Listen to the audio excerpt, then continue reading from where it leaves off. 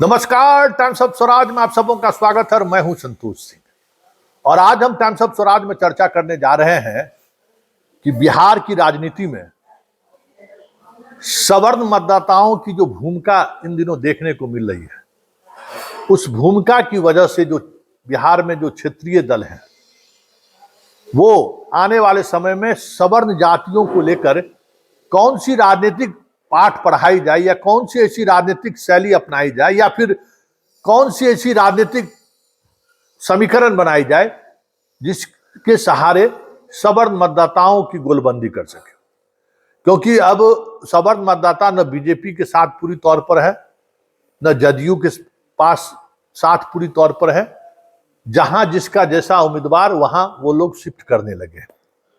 लोकसभा चुनाव में भी ये चीजें देखने को मिली है और विधानसभा के उपचुनाव में रुपौली में भी ये देखने को मिला है। रुपौली की स्थिति थोड़ा भिन्न है, लेकिन बड़ा सवाल है कि एक ऐसी पार्टी जब 2005 में सत्ता में आई जिसका आधार सवर्ण वोट नहीं है, उसका आधार एक अलग तरीके का सामाजिक समीकरण के सहारे है और जंगल राज, गवर्नेंस, सुशासन, कानून का राज, इन सब चीजों के सहारे एक पूरे बिहार में एक अलग तरीके के समूह के साथ राजनीति को आगे बढ़ा है। बात हम नीतीश कुमार की कर रहे हैं, लेकिन आज की तारीख में सवर्णों के निशाने पर सबसे ज्यादा अगर कोई एक पॉलिटिकल पार्टी है तो वो नीतीश कुमार है। आरजेडी को पसंद लोग नहीं करते हैं, आरजेडी के साथ जाने का सवाल ही नहीं है। हाँ, जहां सवर्ण जाति का अगर आरजेडी ने कहीं टिकट दे दिया तो वहां भले ही उस जाति का वोट वो ले ले, वो भी पूरी तौर पर मिलेगा कि नहीं मिलेगा इसकी गारंटी नहीं है।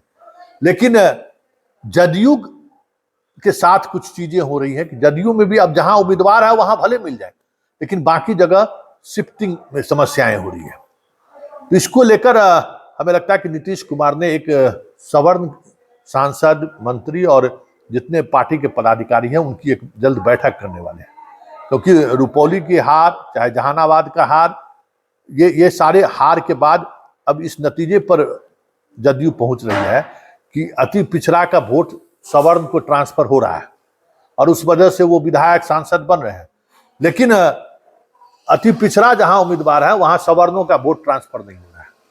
तो फिर इस वजह से जो सामाजिक समीकरण या सोशल इंजीनियरिंग जो प्रभावित हो रहा है, उसको कैसे एक नया मैकेनिज्म डेवलप करके रोका जा सके। क्योंकि देखिए, जो जिस तरीके से चीजें देखिए, अब जदयू का क्या कहना है कि भाई हम कार्यकारी अध्यक्ष ब्राह्मण को बनाए हुए हैं, केंद्र में मंत्री भूमिहार को बनाए हुए हैं, देवेश चंद्र ठाकुर जहां 50-60 हजार 70 हजार मात्र ब्राह्मण का वोट है, पहली बार हमने वहां टिकट देकर उनको सांसद बनाया, सारे अति पिछड़े लोग उनको वोट किए।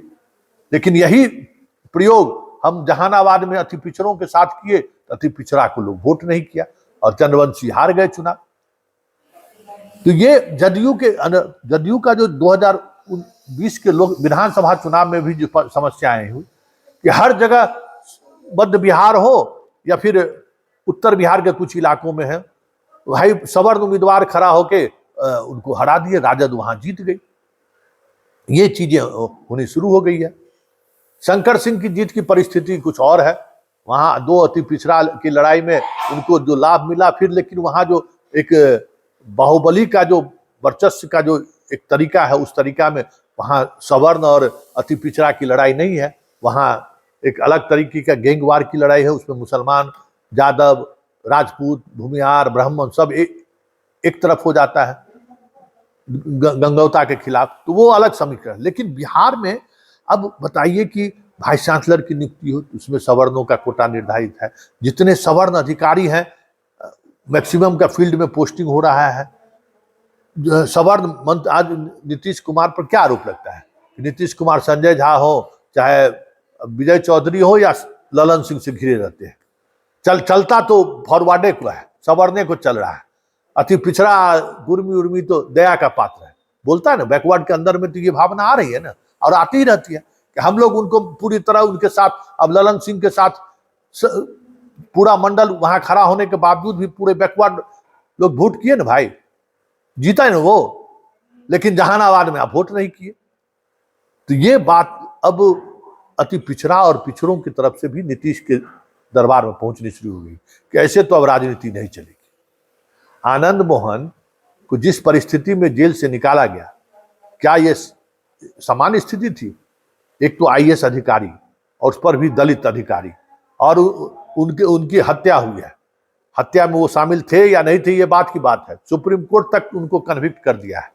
तो ऐसी स्थिति में उनको बाहर निकलने के लिए जिस तरीके की कानून में प्रावधान किए गए, ये कम बड़ी बात है।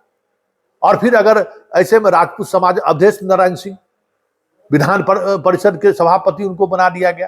भाई वो बीजेपी कोटा का तो नहीं था, वो जदयू कोटा का, फिर भी नीतीश कुमार उनको बना दिया। बीपीएससी का चेयरमैन हो, जितना आयोग है, आयोग में हिस्सेदारी दी जा रही है। सवर्णों को के जहां कहीं भी पोस्टिंग में उनको तवज्जो दी जा रही है। 2005 से लेके अभी तक जितनी नौकरियां हुई हैं, उसमें जो सवर्ण का जो हिस्सेदारी है, वो सवर्ण लाभ उठाते रहे हैं उसका।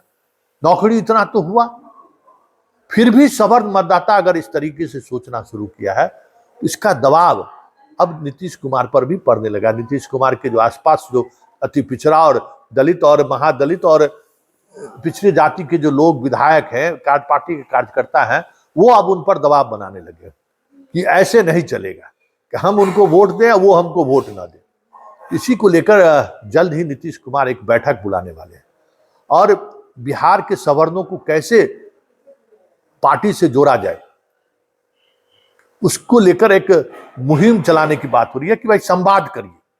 क्योंकि ये भी एक समस्या है कि जितने सवर्ण नेता, अब नरेंद्र सिंह से विवाद हुआ, नरेंद्र सिंह छोड़ के चले गए, आज प्रभुनाथ सिंह चले गए, सबके परिवार के तो लोग फिर नीतीश कुमार के पास ही आए हैं।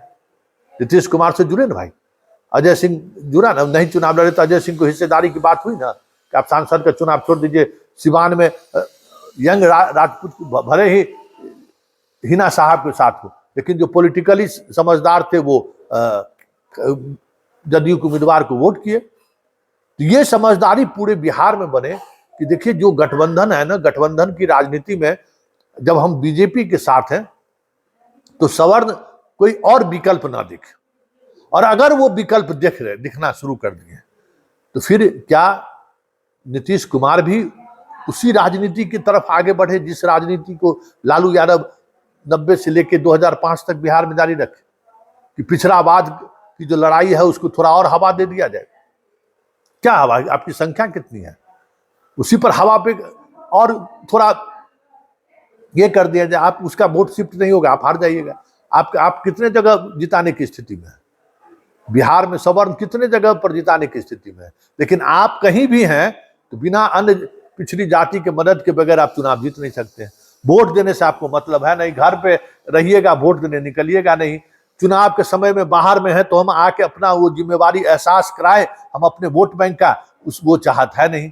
जब आपके उम्मीदवार को आखिर महत्व कैसे मिलेगा? लोग कहते हैं कि हमारा मंत्री है किसी काम के लायक नहीं है, तो भाई कैसे काम के लायक होगा?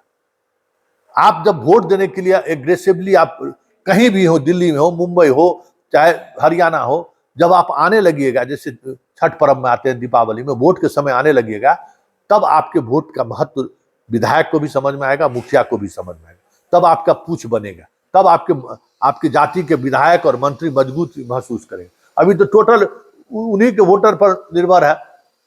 इसलिए ये जो राजनीति हो रही है ना, चली आ रही है, उस राजनीति में बड़े बदलाव का संकेत मिल रहा है। ऐसे स्थिति में, इस स्थिति में सवर्ण राजनीति को आने वाले समय में बड़ा नुकसान हो जाए तो कोई बड़ी बात नहीं होगी, क्योंकि ये जो राजनीति है ना, इस राजनीति को अभी भी सवर्ण समझने को तैयार नहीं है।